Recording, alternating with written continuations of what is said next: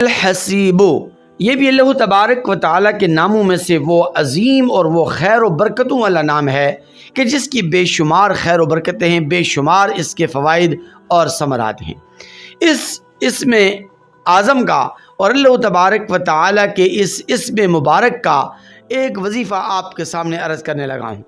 نبی کریم صلی اللہ علیہ وسلم نے فرمایا کہ اللہ تبارک و تعالیٰ کے اسم اعظم کے متعلق کوئی بھی بات حتمی طور پر نہیں کہی جا سکتی، اس لیے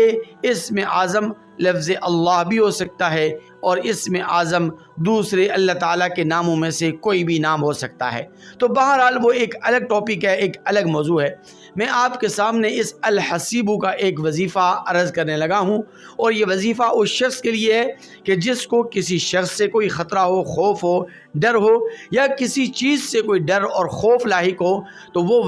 وہ بندہ بھی اس وظیفے کو پڑھ سکتا ہے۔ اسی طرح وہ چھوٹے معصوم بچے جو رات کے وقت نیند میں ڈر جاتے ہیں اور گھبرا کر وہ جاگ اٹھتے ہیں، تو ان بچوں کے لیے بھی یہ وظیفہ انتہائی مؤثر ہے۔ آپ نے اس وظیفے کو 8 دن تک پڑھنا ہے، اور 8 دن کا مطلب یہ ہے کہ ایک جمعرات سے شروع کرنا ہے اور اگلی جمعرات کے دن تک اسے پڑھتے رہنا ہے، اور روزانہ آپ نے اس وظیفے کو